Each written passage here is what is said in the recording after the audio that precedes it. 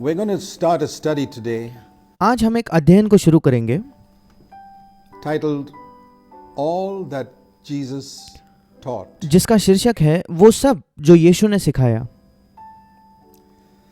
And the burden I have on my heart और जो बोझ मेरे हृदय में है is to bring a balance in this matter of fulfilling the Great Commission. वो ये है कि महान आज्ञा को पूरे करने के विषय में मैं एक संतुलन को ला सकूं।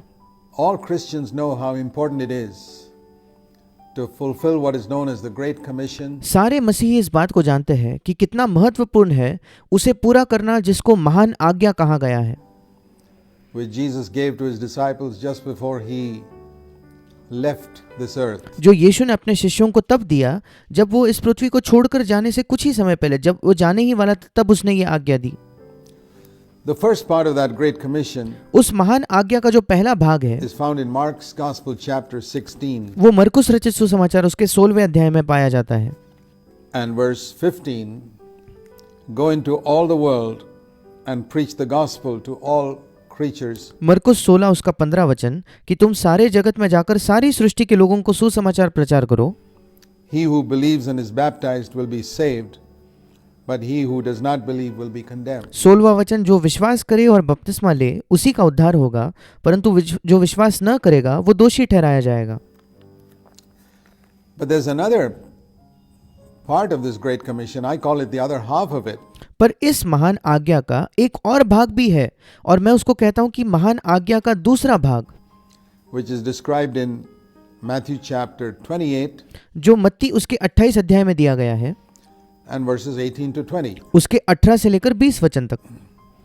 And there it says, all authority, Jesus said, all authority has been given to me in heaven and on earth. और वहां यीशु ने कहा कि स्वर्ग और पृथ्वी का सारा अधिकार मुझे दिया गया है, Go therefore and make disciples of all nations, इसलिए तुम जाओ सब जातियों के लोगों को चेला बनाओ baptizing them in the name of the Father and the Son and the Holy Spirit, और उन्हें पिता और पुत्र और पवित्र आत्मा के नाम से बपतिस्मा दो, teaching them to observe all that I commanded you. And lo, I am with you always, even to the end of the age. और उन्हें सब बातें जो मैंने तुम्हें आज्ञा दी है मानना सिखाओ, और देखो मैं जगत के अंत तक सदा तुम्हारे संग रहूंगा।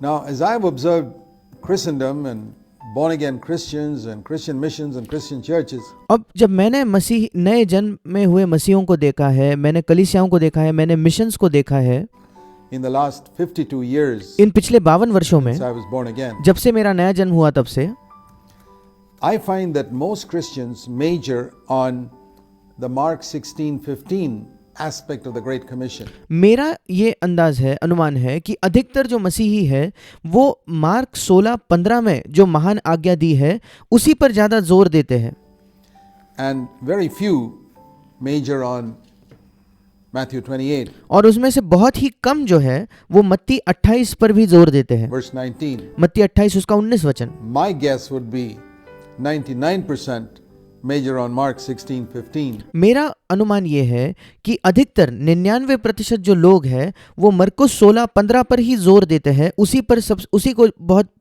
प्रमुख समझते हैं, And about 1% major on Matthew 28, verse 19 and 20. और शायद 1% मसीही है जो मत्ती 28 उसके 19 और 20 वचन पर ज्यादा ध्यान देते हैं, उस पर जोर देते हैं।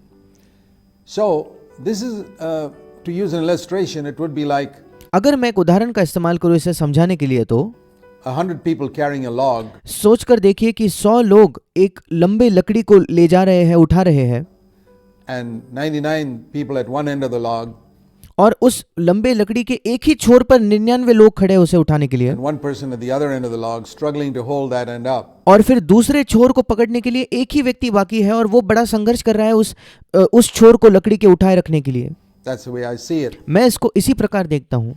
So I found that the commission the Lord gave me when I began to teach the word, और मैंने देखा कि जो आज्ञा प्रभु ने मुझे दी, जो काम प्रभु ने मुझे दिया, जब मैं परमेश्वर के वचन को सिखाने लगा, as He gifted me, जब उसने मुझे वरदान दिया था इसका, was to emphasize that other aspect of the Great Commission, तो प्रभु ने मुझे वो काम दिया कि मैं उस विषय पर जोर दूं, उस महान आज्ञा का वो दूसरा भाग, दूसरा जो पहलू है उस विषय में मैं जोर दूं, the one which is being fulfilled only by about 1%. जो केवल शायद 1% मसीही लोग ही पूरा कर रहे हैं. whereas it should be 50-50. जहाँ होना तो ये चाहिए कि 50-50% दोनों भागों पर जोर दिया जाना चाहिए। The first part of the Great Commission is what we know as evangelism, and मरकुस जो महान आज्ञा का पहला भाग है वो है जिसे हम सुसमाचार प्रचार कहते हैं, what's generally called missionary work, या आमतौर पर जिसको मिशनरी काम कहा जाता है। going out into unreached areas, very essential. ऐसी जगहों में जाना जहां आज तक सुसमाचार नहीं गया, जो बहुत ही महत्वपूर्ण है। To bring the message of the gospel that man is in sin, सुसमाचार का वो संदेश प्रचार करना कि मनुष्य ये पाप में है, all have sinned and come short of the glory of God, सब ने पाप किया और वे परमेश्वर के महिमा से रहित है, and Christ died for the sins of the world. He is the only way to the Father. और मसीह इस संसार के पापों के लिए मरा और पिता के पास जाने वाला वो इकलौता मार्ग है। Christ rose from the dead, मसीह मरे हुओं में से जी उठा, and he who believes in him and is baptized will be saved, और जो कोई उसमें विश्वास करता है और बपतिस्मा पाएगा उसका उद्धार होगा, and he who does not believe will be condemned. और जो विश्वास नहीं करता वो दोषी ठहराया जाएगा। But did the Lord want it to stop there? पर क्या प्रभु की ये चाहत थी कि हम यही रुक जाए, That once a person has believed, कि एक बार एक व्यक्ति विश्वास कर लेता है, accepted the fact that he's a sinner, and जब उसने इस बात का अंगीकार कर लिया है कि वो एक पापी है, received Christ as his Savior, जब उसने मसीह को अपने उद्धारकर्ता के तौर पर स्वीकार कर लिया है, is that all? क्या यह उतना ही पर्याप्त है? What about Matthew 28, फिर मत्ती 28 का क्या? verse 19, 19 वचन, where he said we are to go into all nations and make disciples. जहां वो कहता है कि हमें सब जातियों में जाकर सब लोगों के बीच चेला या शिष्य बनाने हैं। Now, what does it mean to be a disciple? अब शिष्य होना इसका क्या मतलब है? Those early apostles who heard that the first time, वो जो पहले के प्रेरित थे जिन्होंने पहले बार ये शब्द यीशु से सुने, they had no doubt in their mind as to what was meant by disciples, उनके मन में कोई शक नहीं था, कोई संदेह नहीं था कि शिष्य होने का क्या मतलब है, because Jesus had explained it very clearly to them क्योंकि यीशु ने बड़े साफ साफ स्पष्ट कर दिया था, उनको समझाया था कि इसका मतलब क्या है। in Luke's Gospel in chapter 14. लूका इसके 14 अध्याय में, In Luke 14, when Jesus saw a great multitude of people लूका 14 में जब यीशु मसीह ने एक बड़ी भीड़ को देखा, coming along with him, जब उसने देखा कि एक बड़ी भीड़ उसके साथ आ रही we है, read in Luke 14 and verse 25, लूका 14:25 में हम इसको पढ़ते हैं, great multitudes were going along with एक बड़ी भीड़ उसके साथ जा रही थी, Jesus, and he turned and said to them some of the hardest words और उसने मुड़कर उनसे कुछ बहुत ही कठोर शब्दों से उन्हें बताया। that he ever spoke to anyone. शायद ये सबसे कठोर शब्द है जो उसने किसी को कभी कहे होंगे। Now, most preachers and pastors, if they see a great crowd अब अधिकतर प्रचारक और पास्टर जो होते हैं, जब वो एक बड़ी भीड़ को देखते हैं, coming to listen to them, जब वे देखते हैं कि एक बड़ी भीड़ आकर उन्हें सुन रही है, would never dream of speaking words like this. वे ये स्वप्न भी नहीं देखेंगे कि कभी वो ऐसी भीड़ से ऐसे शब्दों का इस्तेमाल करें। And there we see that Jesus was different. और वहां हम देखते हैं कि यीशु बिल्कुल अलग था। He was not interested in the numbers. उसको संख्या में बिल्कुल भी दिलचस्पी नहीं थी। Now there are very few Christian preachers today who are not interested in numbers. अब आज बहुत ही कम मसीही प्रचारक हैं जिनकी संख्या में भी कोई दिलचस्पी नहीं है। And what you see in the subsequent verses till the end of Luke 14 जो अब आने वाले वचनों में देखते हो लूका 14 के अंत तक, is Jesus emphasizing quality. वो ये है कि यीशु मसीह क्वालिटी पर या गुणवत्ता पर जोर दे रहा है। He wanted disciples. वो शिष्य चाहता था, And so he turns around and tells them, और इसी वजह से वो पीछे मुड़कर उनसे कहता है, if any of you come to me यदि आप में से कोई मेरे पास आए and you don't hate your father, mother, wife, children, brothers and sisters, and even your own life, you cannot be my disciple. और अपने पिता और माता और पत्नी और बच्चों और भाइयों और बहनों वरन अपने प्राण को भी अप्रिय न जाने, और इंग्लिश में लिखा है कि आप उससे घृणा न करें, तो वह मेरा चेला, मेरा शिष्य नहीं हो सकता। It's not that you can be a second level of disciple. ऐसा नहीं कि अगर आप उनसे घृणा नहीं करते तो आप एक दूसरे श्रेणी के शिष्य बन सकते हो। Just cannot be a disciple. नहीं, आप मेरे शिष्य हो ही नहीं सकते। So here we see the first condition of discipleship. और यहाँ हम शिष्य होने की जो पहली शर्त है उसे देखते हैं। The Bible says that we got to honor our father and mother. So Bible हमें बताती है कि हमें अपने माता पिता का आदर करना है। what did Jesus mean when he said we got to hate? फिर यीशु मसीह का क्या मतलब था जब उसने कहा कि अपने माता पिता से घृणा करो, या जैसे हिंदी में लिखा है अपने माता पिता को अप्रिय जानो? It's a relative statement. ये एक तुलनात्मक वाक्य है। Jesus used some strong language sometimes, like if your right eye offends you, plug it out. If your right hand offends you, cut it off. कभी कभी यीशु मसीह बहुत ही कठोर भाषा का इस्तेमाल करता था। जैसे वो कहता था कि अगर तुम्हारी दाहिनी आंख तुम्हें पाप करने पे उकसाए तो उसे निकाल दो। अगर तुम्हारा दाहिना हाथ तुम्हें पाप करने पर उकसाता है तो उसे, उसके वजह से तुम ठोकर खा रहे हो तो उसे काट कर फेंक दो। It's easier for a camel to go through the eye of a needle than for a rich man to enter God's kingdom. एक ऊंट को एक सुई की आंख से जाना आसान है, इसके बजाय कि एक धनवान व्यक्ति स्वर्ग के राज्य में प्रवेश करे। If you don't eat my flesh and blood, you don't have eternal life. अगर तुम मेरा लहू और मेरा मांस नहीं खाओगे तो तुम्हें अनंत जीवन नहीं मिलेगा। Many strong words. बहुत ही कठोर शब्द। The words that he spoke was spirit and life. जो शब्द यीशु ने कहे वही आत्मा और वही जीवन थे। So what he meant here was और यहाँ यीशु मसीह का अर्थ ये था that in comparison with our love for him, कि हमारा जो यीशु के लिए प्रेम है उसकी तुलना में our love for our earthly relatives and brothers and sisters should be darkness compared to light. हमारा जो पृथ्वी के जो हमारे रिश्तेदार है, हमारे जो नजदीकी है, उनके लिए जो हमारा प्रेम है वो अंधकार के समान होना चाहिए जब हम उसकी तुलना ज्योति से करते हैं। तो To use an illustration, अगर मैं एक उदाहरण का इस्तेमाल करूं, if your love for your parents, wife, children, brothers, sisters is like the light of the stars, अगर आपके माता पिता, पत्नी, बच्चे, आपके भाई बहन, रिश्तेदार, उनके लिए जो आपका प्रेम है अगर वो तारों के ज्योति समान है तो your love for Christ must be like the light of the sun. तो मसीह के लिए जो आपका प्रेम है वो सूर्य के ज्योति के समान होना चाहिए। And when the sun comes up, जब सूर्य उगता है the stars, as it were, become dark. तो सारे तारे मानो अंधकार में हो जाते They're हैं। there, वो तारे अब भी हैं but it's dark. पर उनकी ज्योति मानो गायब हो जाती है, अंधकार से अंधकार भरी हो जाती है। So that's what it means here. वहाँ यहाँ वही मतलब है।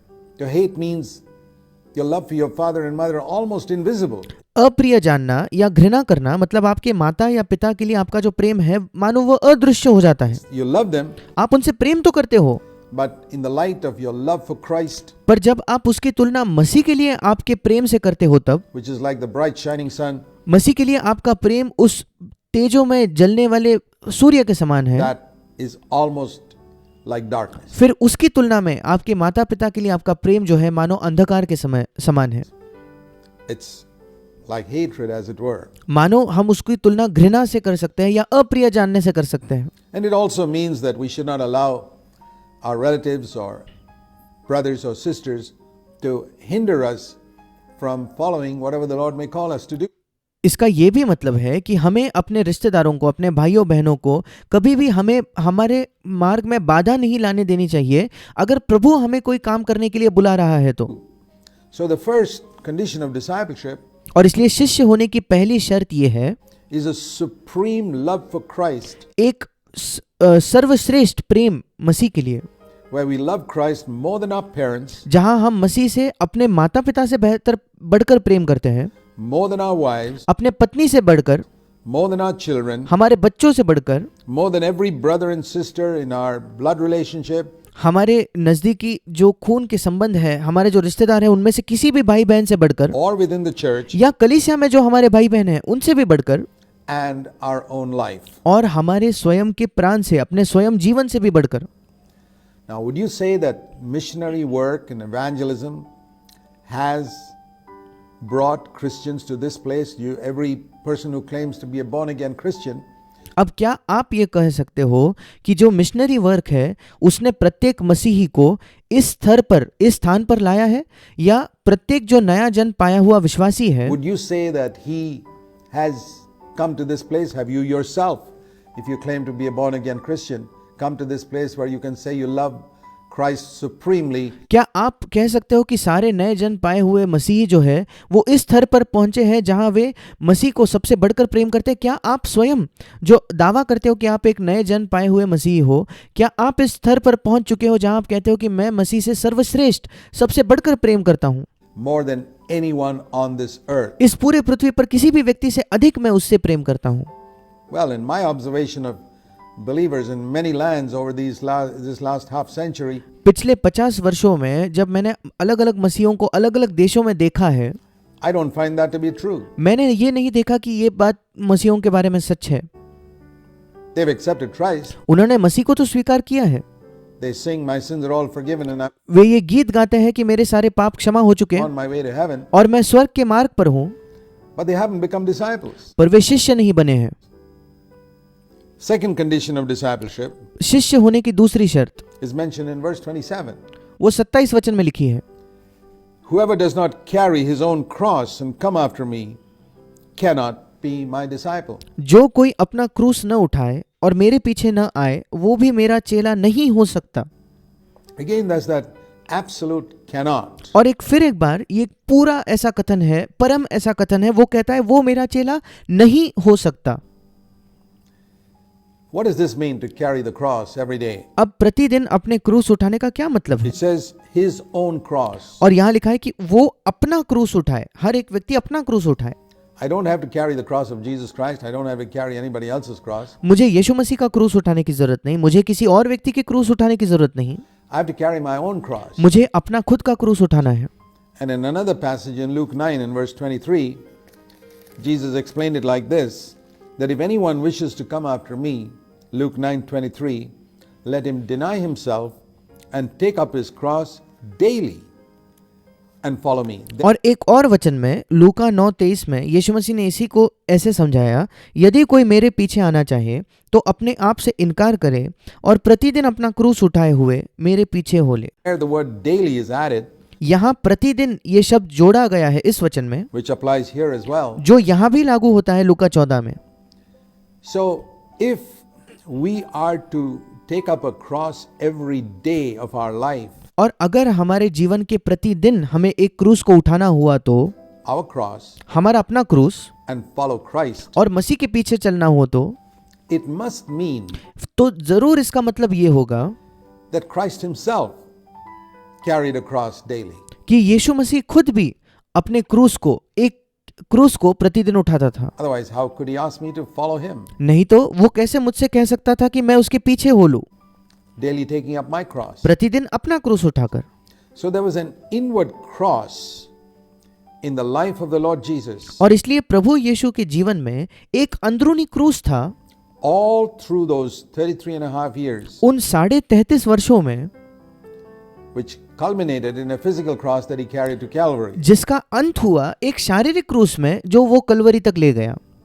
So we need to understand what this inward cross was, अब हमें ये समझने की जरूरत है कि ये अंदरूनी क्रूस क्या है, because if I don't take up that cross in my life, that same spirit that motivated and urged Jesus in his earthly life, क्योंकि अगर मैं उसी क्रूस को अपने जीवन में नहीं उठा रहा, वही आत्मा जो यीशु मसीह को प्रेरित करती थी, जिसको उसको प्रोत्साहन देती थी उसके जीवन में, I cannot be a disciple. फिर मैं यीशु का शिष्य हो ही नहीं सकता।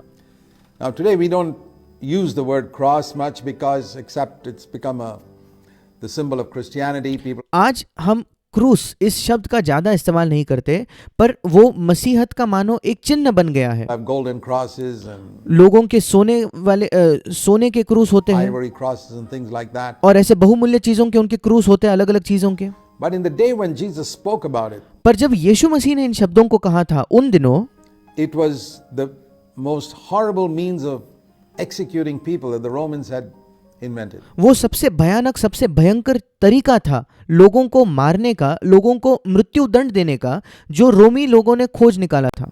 Today something more appropriate would be the hangman's rope, आज अगर हम क्रूस की तुलना करना चाहे तो हमारे शब्दों में हम कह सकते हैं वो फांसी का फंदा, or the electric chair, या जैसे कुछ देशों में होता है वो इलेक्ट्रिक कुर्सी, or something like that, or the या इस प्रकार से, guillotine, या जहां लोगों का सिर कटवा दिया जाता है, to be executed. किसी व्यक्ति को मृत्यु दंड देना, उसे मार देना। So the cross was a symbol of execution, और इसलिए क्रूस जो था वो किसी को मारने का, एक मृत्यु दंड देने का चिन्ह था। of a man being hanged, एक ऐसा व्यक्ति जिसको मानो फांसी दी गई है, put to death, उसको मार दिया गया है because he's a criminal. क्योंकि वो एक अपराधी है। Only criminals were crucified. केवल अपराधी ही थे जिन्हें क्रूस पर चढ़ाया जाता था। So here Jesus was speaking about something in us that had to be put to death. और इसलिए यहाँ यीशु मसीह एक ऐसे विषय के बारे में बात कर रहा है, एक ऐसी चीज की बात कर रहा है जो हमारे अंदर है, जिसको मार देने की जरूरत है, जिसको मृत्यु दंड देने की जरूरत है।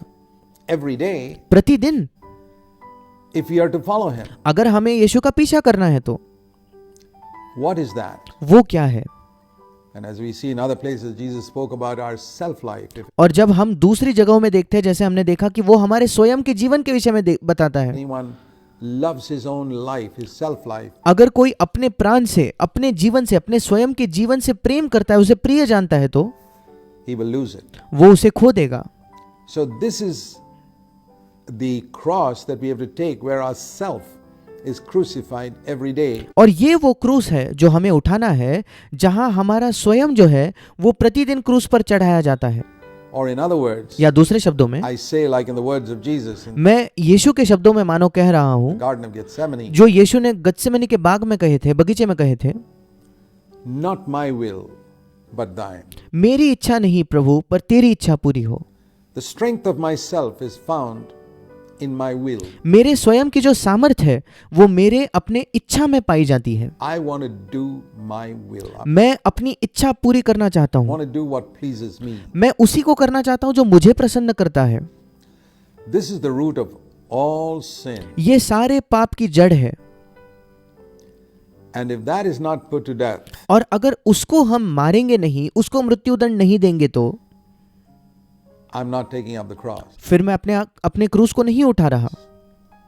And we saw that that's got something that's to be done every single day. और हमने देखा कि ये ऐसा कुछ है जो प्रतिदिन हमें करना है।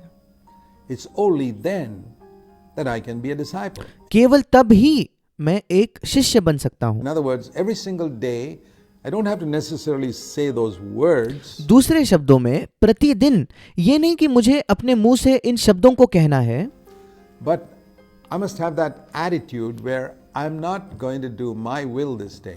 पर मेरा ये मनोभाव होना चाहिए, मेरा ये रवैया, ये दृष्टिकोण होना चाहिए कि आज इस दिन मैं अपनी स्वयं की इच्छा को नहीं करने वाला, In any area, किसी भी क्षेत्र में, but I'm going to do the will of God. पर मैं परमेश्वर की इच्छा पूरी करने वाला हूँ। You know, it's one of the things that Jesus taught us to pray. और ये एक ऐसी चीज है जो यीशु ने हमें प्रार्थना करने भी सिखाया। Thy will be done तेरी इच्छा हो, on earth तेरी इच्छा पूरी हो जाए इस पृथ्वी पर, as it is done in heaven. जैसे वो स्वर्ग में पूरी की जाती है। You know, in heaven, none of the angels do their own will. क्या आप जानते हो, स्वर्ग में कोई भी स्वर्गदूत अपनी स्वयं की इच्छा नहीं करता। They always wait upon God to वे हमेशा परमेश्वर का इंतजार करते हैं कि परमेश्वर उनसे क्या see कहे, what God wants them to do. कि परमेश्वर क्या चाहता है वे करें, And that's what they do और उसके बाद वे वही करते हैं every single day in प्रतिदिन स्वर्ग में। heaven. And if our days are to be like the days of heaven on earth, और अगर हमारे दिन उन दिनों समान होने चाहिए जैसे स्वर्ग पृथ्वी पर होता है, if our life is to be a heavenly life, अगर हमारा जीवन एक स्वर्गीय जीवन बनना चाहिए, तो here's the secret. तो यही उसका रहस्य है। Thy will be done on earth तेरी इच्छा इस पृथ्वी पर पूरी हो as it is done in heaven. जैसे वो स्वर्ग में पूरी की जाती है। In other words, my attitude to the Lord is, Lord, I never want to do my own will. दूसरे शब्दों में, प्रभु के प्रति मेरा रवैया ये होता है कि प्रभु, मैं कभी अपनी इच्छा नहीं पूरी करना चाहता। Anything, I don't want to marry whom I like. I don't किसी भी चीज में मैं उस व्यक्ति से विवाह नहीं करना चाहता जिससे मैं विवाह करना चाहता हूँ। want to take the job I like. I don't want मैं उस नौकरी को नहीं लेना चाहता जो मुझे पसंद to है। live where I like. मैं वहां नहीं रहना चाहता जो जहां मुझे पसंद है। I want to know what your will is in मैं जानना चाहता हूँ प्रभु, तेरी इच्छा क्या है every single area. प्रत्येक क्षेत्र में। When somebody treats me badly, I want to react in the way you want me to react and not the way my flesh, my self-life wants to react. जब कोई मुझसे बहुत गलत व्यवहार करता है तो मैं उससे वैसा ही व्यवहार करना चाहता हूँ जैसे तू चाहता है मैं उससे व्यवहार करूँ, जैसे तू चाहता है मैं उसे प्रतिक्रिया दूँ, ना कि वैसे जैसे मेरा शरीर, मेरी स्वयं की इच्छा चाहती है कि मैं उसे प्रतिक्रिया दूँ। This is the meaning of taking up the cross. अपना क्रूस उठाने का यही मतलब है। every single day. And he says, if you don't do that, प्रतिदिन अपने क्रूस उठाने का यही मतलब है। और आगे यीशु कहता है अगर तुम ये न करो तो there's an absolute cannot फिर एक बार एक परम या पूर्ण कथन है, वो कहता है तुम मेरे चेले नहीं हो सकते, be my disciple. तुम मेरे चेले नहीं हो सकते। So when Jesus said, as we were looking at the Great Commission, और इसलिए जब यीशु ने कहा, जब हम महान आज्ञा को देख रहे थे, the other half of the Great Commission in महान आज्ञा का जो दूसरा भाग है Matthew 28, मत्ती 28 में जो पाया जाता है, जो आधा भाग है महान आज्ञा का, do you find that the believers you have met are walking in this way? क्या आप पाते हो कि जिन मसीहों को आप मिले हो वो इस मार्ग में चल रहे हैं, Of taking up the cross अपने क्रूस को उठाने के मार्ग में, every single day, dying to themselves every single day? प्रतिदिन अपने आप के प्रति मरने के मार्ग में वे चल रहे हैं? Are you doing that yourself? क्या आप खुद उसे कर रहे हो? And there you can see how little the commission given in Matthew 28 verse 19 has been taken seriously by Christians. और यहाँ आप देख सकते हो कि मत्ती 28:19 में जो महान आज्ञा दी गई है उसको कितने कम मात्रा में, कितने कम मसीहों ने गंभीरता से लिया है। So the third condition for discipleship is in Luke 14 और शिष्य होने की तीसरी शर्त जो है वो भी लूका उसके 14 अध्याय में है, in verse 33. उसके 33 वचन में। The first, as we saw, was to love Jesus more than all our relatives, friends, and anyone on earth. पहली शर्त ये थी कि हम प्रभु यीशु मसीह से, अपने रिश्तेदार, अपने मित्र, इस पृथ्वी के किसी भी व्यक्ति से बढ़कर प्रेम करें। The second is to love Jesus above our own self-life. दूसरी शर्त यह है कि हम यीशु मसीह से अपने स्वयं के जीवन से बढ़कर प्रेम रखें, And our own will. हमारे स्वयं की इच्छा से बढ़कर उससे प्रेम करें। And the third is to love Jesus above all material things. और तीसरी शर्त यह है कि हम यीशु मसीह से सारी जो भौतिक चीजें हैं, सारी जो भौतिक वस्तुएं हैं, उससे बढ़कर प्रेम करें। Luke 14 and verse 33, लूका 14 उसका 33 वचन, where Jesus says, none of you, it's an absolute statement, no one of you can be और फिर एक बार यीशु कहता है इसी रीति से तुम में से कोई भी, फिर एक बार वो एक पूर्ण वाक्य का इस्तेमाल करता है कि तुम में से जो कोई my disciple मेरा शिष्य होना चाहे, या वो कहता है तुम में से कोई भी मेरा चेला तब तक नहीं हो सकता। Luke 14:33, लूका 14 उसका 33 वचन, who does not give up or forsake all his own possessions. जो कोई अपना सब कुछ त्याग न दे। इंग्लिश में लिखा है जो कोई अपनी सारी संपत्ति या जो उसकी भौतिक चीजें हैं उसे त्याग न दे। Now what does this mean in practical terms? अब व्यवहारिक तौर पर इसका क्या मतलब होता है, We need to understand it. हमें इसे समझने की जरूरत है। Does it mean we have to become hermits and sannyasis and go off into the jungles and live there? क्या इसका यह मतलब है कि हमें साधु या सन्यासी बनकर जंगल में जाकर जीना है, Forsaking everything. सारी चीजों को त्याग कर हमें वहां चले जाना है?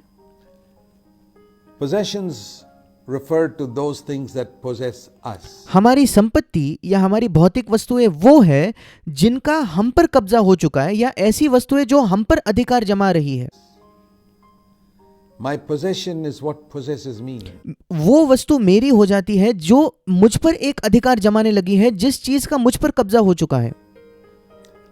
If my house is my possession, अगर मेरा घर एक ऐसी चीज है जिसने मुझ पर कब्जा कर लिया है, I cling to it फिर मैं उसे पकड़े रहता हूं, उसे जकड़े रहता हूं, because it's mine. क्योंकि वो मेरा है And I possess it and it possesses me. और वो घर मेरा हो चुका है, मतलब मेरा उस पर हक है और वो घर मुझ पर हक जमाता है या मुझ पर कब्जा कर लेता है। Could be a expensive car शायद वो एक महंगी गाड़ी हो सकती है, महंगी कार हो सकती है you've got, जो आपकी है, or very valuable stocks and shares. या बहुत ही बहुमूल्य आपके स्टॉक्स हो सकते हैं, शेयर्स हो सकते हैं। You possess them आप उन्हें पकड़े रहते हो, जकड़े रहते हो, and they possess you. और इसलिए वे जो आपके संपत्ति है वो आपको जकड़ने लगती है, Because your mind is so much on those things. क्योंकि आपका मन इस कदर उन्हीं बातों पर लगा हुआ होता है। Your mind is not on the worthless things that you have in your home, but आपका जो मन है आपके घर में जो व्यर्थ की बातें हैं जिनका ज्यादा मूल्य नहीं है, उन पर नहीं लगा होता, these very precious possessions. पर ये जो बहुमूल्य आपकी वस्तुएं हैं, संपत्ति है, जिन पर आपका दिल है, आपका मन है। So what does it mean when it says that we have to give up our possessions फिर इसका क्या मतलब है कि हमें सब कुछ त्यागना है, अपनी भौतिक वस्तुओं को हमें त्यागना है if we are to be his disciple? अगर हम उसके शिष्य होना चाहते हैं तो? Do I have to sell everything that I have? क्या जो कुछ मेरा है मुझे वो बेचना होगा? There was one particular young man who came to Jesus, we read in Mark 10, whom Jesus did tell him to sell all that he had. एक विशेष युवक था जो एक समय यीशु के पास आया, जिसके विषय में हम मरकुस उसके 10वें अध्याय में पढ़ते हैं, जहां यीशु ने उससे ये भी कहा कि तुझे वो सब कुछ बेचना होगा जो तेरा है. But Jesus never gave that command to everyone. Zacchaeus, for example, said to Jesus in Luke 19 that he would give away half his goods to the poor. पर यीशु ने यह आज्ञा प्रत्येक व्यक्ति को नहीं दी. उदाहरण के तौर पर जो जक्कई था, लूका 19 में हम पढ़ते हैं कि वो यीशु से कहता है कि प्रभु मैं अपनी आधी संपत्ति कंगालों को देता हूँ And repay those whom he had cheated. और जिनको उसने धोखा देकर जिनका पैसा छीना था, वो जक्कई ने कहा कि मैं उसे लौटा दूंगा. And Jesus said, that's fine. और यीशु ने कहा ये ठीक है. He said, salvation has come to this house. उसने कहा उद्धार इस घर में आ चुका है. He didn't demand of Zacchaeus that he should give up everything like the rich young ruler. उसने जक्कई से ये मांग नहीं की कि तू सब कुछ छोड़ दे, सब कुछ त्याग दे, जैसे उसने उस धनी युवक से कही थी.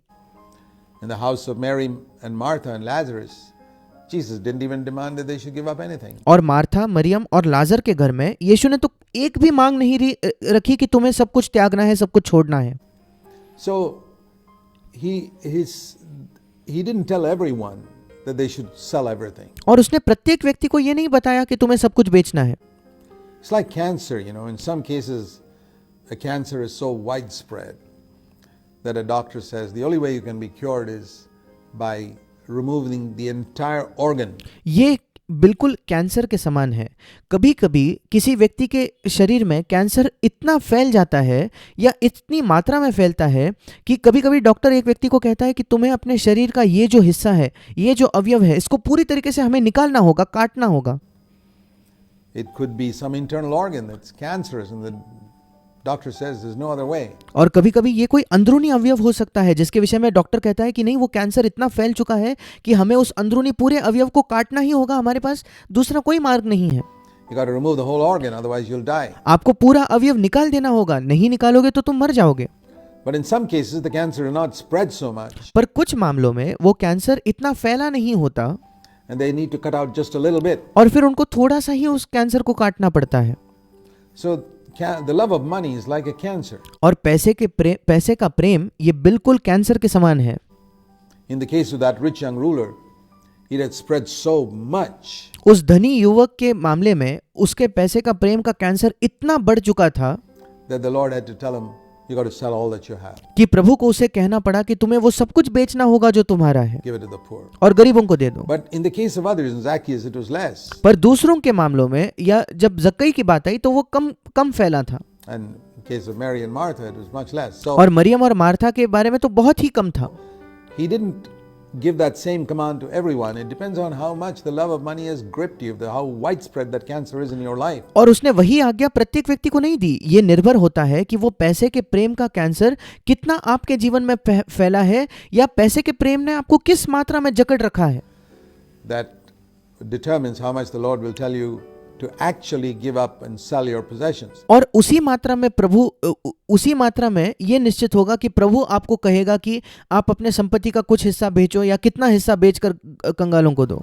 But this attitude of forsaking what we have पर ये जो रवैया है कि जो कुछ हमारा है उसे हम त्याग देते हैं is understood perhaps best by thinking of the story of Abraham and Isaac. शायद हम इसको सबसे बेहतर तरीके से समझ सकते हैं जब हम अब्राहम और इसहाक की उस कहानी के विषय में सोचते हैं.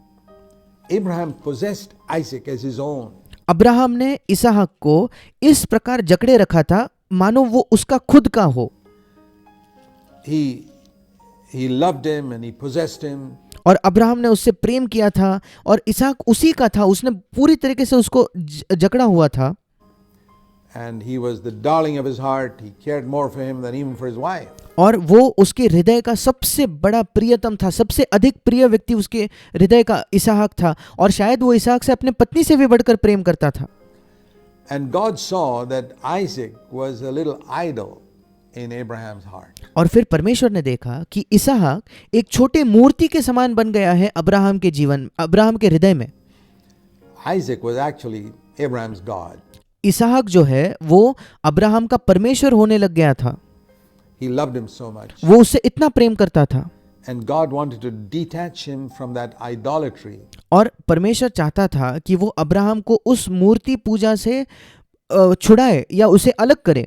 of possessing Isaac. अब इसहाक को जकड़े रहने का जो मूर्ति पूजा है उससे वो अब्राहम को छुड़ाना चाहता था। So he said, take him to Mount Moriah and kill him. इसलिए परमेश्वर ने अब्राहम से कहा कि मोराया के पहाड़ में तो उसे ले जा और उसे मार दे, Get rid of him. उसे त्याग दे। And Abraham obeyed. God gave him 3 days to think about it. और अब्राहम ने आज्ञा मांगी। परमेश्वर ने अब्राहम को 3 दिन दिए थे इस विषय में सोचने के लिए। So he walked all the way. It took 3 days for him to reach Mount Moriah. And he said, Yes, Lord, I worship you. और इसलिए 3 दिन का सफर उसे करना पड़ा मोराया पर्वत तक पहुंचने के लिए। और फिर उसके अंत में उसने कहा, हाँ प्रभु, मैं तेरी आराधना करता हूँ। I offer Isaac up to you. But as he took the knife to slay Isaac, God said, Stop. और मैं इसहाक को तुझे अर्पण करता हूँ, तुझे चढ़ा देता हूँ। और जैसे ही उसने उस चाकू को उठाया इसहाक पर वार करने के लिए, परमेश्वर ने कहा, अब्राहम रुक जा, Take him home. तू उसे घर ले जा। So from that day onwards, we और- can say Abraham did not possess Isaac, और उस दिन के बाद हम ये कह सकते हैं कि उसके बाद अब्राहम ने इसहाक को जकड़े नहीं रखा था, but he had him. पर इसहाक अब्राहम के पास था। He was still in his house. वो उसके बाद भी उसी के घर में रहता था। He was still his son. वो उसके बाद भी अब्राहम का ही बेटा था। He was still his son. He wasn't dead, वो उसका ही बेटा था, उसकी मृत्यु नहीं हुई थी। but he never possessed him. पर इस घटना के बाद अब्राहम ने कभी इसहाक को जकड़े नहीं रखा। And that's a very beautiful picture of what it means to forsake our possessions. और ये एक बहुत ही सुंदर चित्र है कि इसका क्या मतलब है। हमें सब कुछ त्यागना है, हमारी संपत्ति को या हमारी भौतिक वस्तुओं को छोड़ना या त्यागना है। Think of the things that are most valuable, सोच कर देखिए उन चीजों को जो आपके लिए सबसे बहुमूल्य है। earthly things, material things that इस पृथ्वी के चीजें या भौतिक you चीजें have in your life. जो आपके जीवन में है।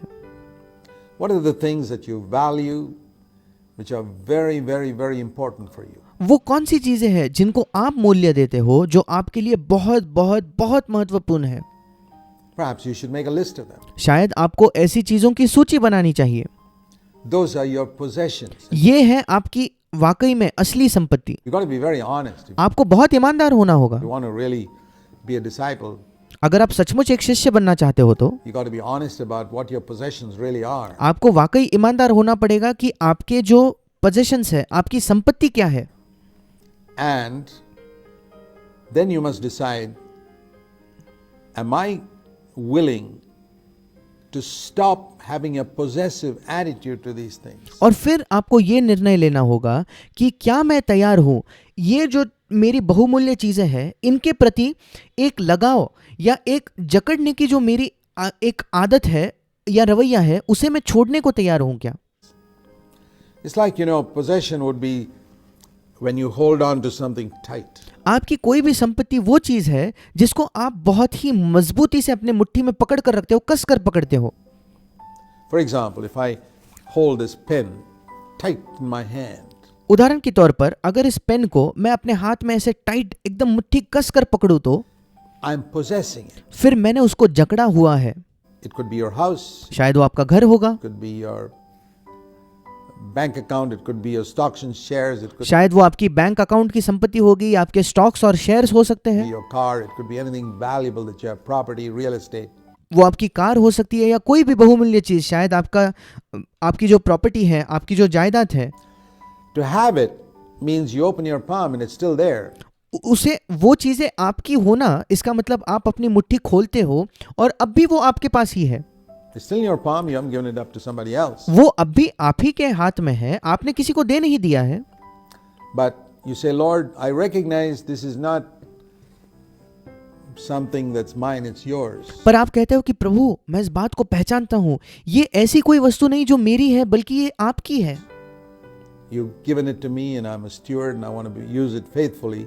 प्रभु आपने ये वस्तु मुझे दी है, मैं इस चीज का भंडारी हूँ और मैं बड़े विश्वास योग्यता से इसका इस्तेमाल करना चाहता हूँ, but I'm not going to be possessive about it. पर मैं उसके विषय में बहुत ही लगाव रख के उसे जकड़े नहीं रहने वाला, It doesn't possess me. और इसलिए वो चीज मुझे नहीं जकड़ती या वो चीज मुझ पर कब्जा नहीं करती, I have it. वो केवल मेरी है। Thank you for allowing me to have it. प्रभु आपका धन्यवाद कि आपने ये चीज मेरी होने दी। So this is the difference between possessing and having, and it says here, और यही अंतर है किसी चीज का आपके पास होना और किसी चीज को आपने कसकर या जकड़कर पकड़े होना। that I must forsake all my possessions. और यहाँ लिखा है कि मुझे ऐसे सब कुछ त्याग देना है।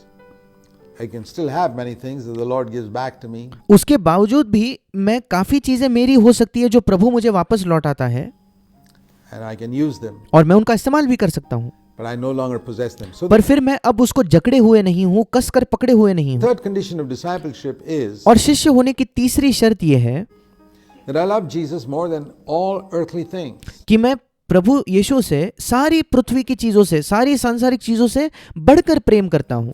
So here we have the three conditions of discipleship और यहाँ हमारे पास शिष्य होने की तीन शर्तें हैं in Luke 14. लूका उसके 14 अध्याय में। First, to love Christ more than anyone and any human being on this earth. सबसे पहले कि हम मसीह से, किसी भी व्यक्ति से, इस पृथ्वी के किसी भी व्यक्ति से बढ़कर प्रेम करें। Whom have I on heaven but thee? And there's nothing and no one I desire on earth more than you. स्वर्ग में तेरे अलावा मेरा कौन है, और इस पृथ्वी पर कोई भी या कोई भी वस्तु तुझसे बढ़कर मैं उसकी चाहत नहीं रखता। That's Psalm 73 ये है भजन 73 में ये लिखा है, and verse 25. उसके 25 वचन में। This is the confession of a true disciple. ये एक सच्चे शिष्य का अंगीकार है। I do not desire anyone on earth मैं इस पृथ्वी पर किसी और व्यक्ति को नहीं चाहता, more than Christ. मसीह से बढ़कर नहीं चाहता। Psalm 73:25. भजन उसका 73 अध्याय उसका 25 वचन। The second condition of discipleship is I want to love Christ more than my own will and my शिष्य होने की दूसरी शर्त का मतलब है मैं मसीह से मेरे स्वयं की इच्छा से बढ़कर प्रेम करना चाहता हूँ, own choice. मेरे अपने चुनावों से बढ़कर प्रेम करना चाहता हूँ। Lord, I don't desire my choice प्रभु मैं अपना चुनाव नहीं चाहता in any matter. किसी भी मामले में। I want your will in every single area of my life. मैं चाहता हूँ तेरी इच्छा मेरे जीवन के प्रत्येक क्षेत्र में। How I am to spend my time, my मुझे अपने समय को कैसे बिताना चाहिए, money, my energy, my life, मेरे पैसे को, मेरे ऊर्जा को मुझे कैसे बिताना चाहिए, मेरा जीवन मुझे कैसे बिताना चाहिए, my ambitions, मेरी महत्वाकांक्षाएं, my future is all laid at the feet of Jesus. मेरा भविष्य, वो सब कुछ प्रभु यीशु के चरणों में समर्पित है।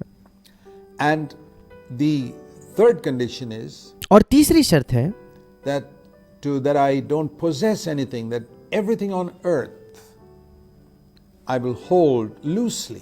कि मैं किसी चीज को जकड़े हुए नहीं हूं। इसका मतलब इस पृथ्वी की कोई भी चीज जो है, जो मेरे पास होगी, मैं उसे कसकर नहीं पकड़ूंगा, मैं उसको ऐसे ही मेरे हाथों में रहने दूंगा। Christ means more to me than all those things. If the Lord मसीह मेरे लिए उन सारी चीजों से ज्यादा मायने रखता है, मसीह मेरे लिए उन सारी चीजों से बढ़कर है। takes away some of those things or I lose some of those things, अगर उन चीजों में से कोई चीज प्रभु ले लेता है या उन चीजों में से कोई चीज मेरी खो जाती है, I say like Job said in Job chapter 1, the Lord gave and the Lord had taken away. Blessed be the name of the Lord. फिर मैं अय्यूब की तरह कहूंगा जो अय्यूब ने पहले अध्याय में कहा, प्रभु ने दिया और प्रभु ही ने ले लिया, प्रभु का नाम धन्य हो। That is the attitude of a true disciple. एक सच्चे शिष्य का ये रवैया होता है। Now, if a person does not fulfill these three conditions of discipleship, अब अगर एक व्यक्ति शिष्य होने की इन तीन शर्तों को पूरा नहीं करता तो according to Luke 14, he is not a disciple. लूका 14 अध्याय के अनुसार वो एक शिष्य नहीं है। So when Jesus told his apostles to go into every nation, Matthew 28:19, go into every single nation and make disciples, और जब यीशु मसीह ने अपने प्रेरितों को ये कहा कि तुम जाकर सारे संसार में, सब देशों में, सब जातियों में जाकर, मत्ती 28 उसके 19 वचन में, सब जातियों में जाकर शिष्य बनाओ, he meant that you got to bring people not only to the place where they know Christ as the forgiver of their sins. इसका मतलब ये है कि वो चाहता था न केवल ये कि हम लोगों को इस स्तर पर लाए कि लोग मसीह को अपने पापों का क्षमा करने वाले के तौर पर जाने, but as their Lord. पर उससे भी बढ़कर लोग मसीह को अपने प्रभु के तौर पर जाने। That means we love him more than anyone on earth, more इसका मतलब हम उससे, इस पृथ्वी से किसी भी व्यक्ति से बढ़कर प्रेम करते हैं, than our own life, हमारे अपने जीवन से बढ़कर प्रेम करते हैं, more than our own will, हमारे अपनी इच्छा से बढ़कर प्रेम करते हैं, and more than all the things we possess on earth. और उन सारी चीजों से बढ़कर प्रेम करते हैं जो इस पृथ्वी पर हमारी है। He means more to us than all of that. इन सारी चीजों से मसीह हमारे लिए बढ़कर है, सर्वश्रेष्ठ है। Now, would you say that Christian missionaries and evangelists who preach the gospel have fulfilled that second half of the Great Commission? अब क्या आप ये कह सकते हो कि मसीही जो मिशनरी है या मसीही सुसमाचार प्रचार करने वाले हैं, इन्होंने उस महान आज्ञा के उस दूसरे भाग को पूरा किया है? I would say no. मैं कहूंगा नहीं। Do you see why I use that illustration of 99% fulfilling just Mark 16:15 and 1% fulfilling Matthew 28:19 and 20? क्या आप अब समझ पा रहे हो क्यों मैंने उस उदाहरण का इस्तेमाल किया कि 99% लोग मरकुस 16:15 के भाग को पूरा कर रहे हैं, पर शायद 1% लोग भी मत्ती 28:19 के वचन को पूरा नहीं कर रहे। 99 people holding one end of the log and one person holding up the other end of the log. उस लंबे भारी लकड़ी के एक छोर को 99 लोग खड़े होकर पकड़ रहे हैं, पर उसके दूसरे छोर को केवल एक ही व्यक्ति पकड़ रहा है। That's why I found that the Lord called me to go and help the people of the one person who's holding up the one end of the log. इसीलिए मैंने पाया कि प्रभु ने मुझे बुलाया कि तुम जाकर उस एक व्यक्ति की सहायता करो जो उस दूसरे छोर को अकेला पकड़े हुए है। I believe that's a great need today. और मेरा यह विश्वास है कि आज के दिनों ये बहुत बड़ी जरूरत है। And this is also the reason why Christianity has got such a bad testimony in और ये भी कारण है कि क्यों मसीहत की इतनी बुरी गवाही है so many nations, and कई देशों में। all of us know how born again Christians have brought such disgrace to the name of the Lord. और हम सब जानते हैं कैसे नए जन पाए हुए मसीहों ने प्रभु के नाम को ऐसा अनादर लाया है।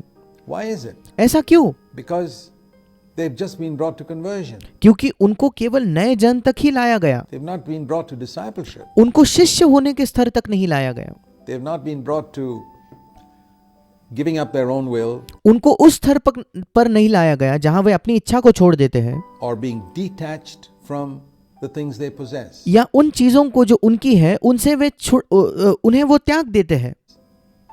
And therefore, the end result is, और इसी वजह से इस सारी चीजों का परिणाम ये होता है, like Jesus said in Luke 14, जैसे यीशु ने लूका 14 में कहा, they are like people who have laid a foundation. वे उन लोगों के समान है जिन्होंने नींव तो रखी। Luke 14, in the middle of this whole section on discipleship, लूका 14 उसके जब वो शिष्य होने के विषय में बता रहा था, उस शास्त्र भाग के बिल्कुल बीच में यीशु कहता है, Jesus speaks about a man who wants to build a tower. That's यीशु एक ऐसे व्यक्ति के बारे में कहता है जो एक गढ़ बनाना चाहता है। a picture of the entire Christian life. और ये जो गढ़ या ये जो टावर है, ये हमारे संपूर्ण मसीही जीवन का चित्र है। And by the time he finishes the foundation, और जब वो उस नींव को डालकर तैयार कर लेता है, उसे खत्म कर देता है, it says he doesn't have enough to complete it. फिर वो देखता है कि उसके पास उसे पूरा करने के लिए पैसा नहीं बचा। And the meaning is, if you और उसका मतलब ये है, see it in the context of these three conditions of discipleship, अगर आप इसको उन 3 शिष्य होने की शर्तों के संदर्भ में इसको पढ़ो तो he's not willing to complete the tower by paying the price. Maybe he has the money, but he says, no, I don't want to complete it. वो उस गढ़ को कीमत चुकाकर पूरा करने की उसकी तैयारी नहीं है। शायद उसके पास पैसा है, पर वो कहता है कि नहीं, मैं इस पैसे को खर्च करके इसे पूरा नहीं करना चाहता। So, the foundation is our sins being forgiven. और इसलिए वो जो नींव है, वो नींव ये है कि हमारे पाप क्षमा किए जाते हैं। And I've received the Holy Spirit. और मैंने पवित्र आत्मा को पा लिया, I'm a child of God. मैं परमेश्वर की संतान हूँ। Is that all there is to the Christian life? क्या मसीही जीवन में केवल इतना ही है? It has to be a tower, नहीं, वो एक गढ़ होना चाहिए, according to what Jesus said. जो यीशु ने कहा उसके अनुसार। And such a person who does not complete the tower is the object of ridicule, it says in verse 29. And और 29 वचन में लिखा है, एक ऐसा व्यक्ति जो उस गढ़ को पूरा न करे शुरू करने के बाद, वो ठट्ठा उसकी लोग ठट्ठा उड़ाने लगते हैं। the angels in heaven are amazed at Christians who just lay a foundation in their Christian life. और स्वर्ग के जो स्वर्गदूत है वे भी बिल्कुल आश्चर्यचकित हो जाते हैं उन मसीहों को देखकर जिन्होंने केवल अपने मसीही जीवन में नींव ही रखी है बस। And imagine that that is Christianity. और वो लोग कल्पना करते हैं नींव रखिए कि बस इतना ही मसीहत है, मसीहत बस इसे ही कहते हैं। So that's why it's very important for us to emphasize and understand what it says here in Matthew 28 and verse 19. इसीलिए ये बहुत महत्वपूर्ण है कि हम इस बात को समझे और हम इस बात पर जोर दे जो मत्ती 28-19 वचन में लिखा है That we must go into every nation कि हमें सब जातियों के लोगों के बीच जाकर, इंग्लिश में लिखा है सब देशों में जाकर, and make disciples. हमें शिष्य बनाना है। Whichever nation you are in today, जिस किसी देश में आज आप हो, if you are preaching, अगर आप प्रचार कर रहे हो तो you should be making disciples. आपको शिष्य बनाना है। I want to say one more thing before I conclude, and that is, मैं अंत करने से पहले एक और चीज कहना चाहूंगा। it is in connection with this that Jesus said, "Lo, I am with you always." और इस संदर्भ में इसी से जुड़कर यीशु ने कहा, और मैं जगत के अंत तक सदा तुम्हारे संग हूँ। If you do this, अगर आप ये करो तो, go into all nations, make disciples. I'll अगर आप सब जातियों के बीच जाकर शिष्य बनाओ तो be with you always. फिर मैं सदा तुम्हारे संग रहूंगा। How can people lay claim to that promise without fulfilling the condition? लोग कैसे इस वायदे का दावा कर सकते हैं जब वे उस शर्त को ही पूरा नहीं कर रहे? What a wonderful assurance it is. क्या ही अद्भुत आश्वासन है ये I determined to go into all the world and preach the gospel. कि मैं ये निर्धारित करता हूँ, मैं ये निश्चय लेता हूँ कि मैं संपूर्ण संसार में जाकर सुसमाचार प्रचार करूंगा And make disciples. और शिष्य बनाऊंगा, The Lord will be with me always. और प्रभु सदा मेरे साथ रहेगा। So let's have a brief prayer. और आइए हम संक्षिप्त में प्रार्थना करें। Our Heavenly Father, हमारे स्वर्गीय पिता, help us to understand this in our life हमारी सहायता करके हमारे जीवन में हम इस चीज को समझ सके, so that we examine our own lives and be disciples ourselves first, ताकि हम अपने स्वयं के जीवन को जांचें, परखें और सबसे पहले हम खुद शिष्य बने, and where we have the responsibility to preach, to make disciples of others. और जहां कहीं हमें प्रचार करने की जिम्मेदारी है हम दूसरों को भी शिष्य बनाएं। We pray in Jesus' name. यीशु के नाम से मांगते हैं, Amen. आमीन।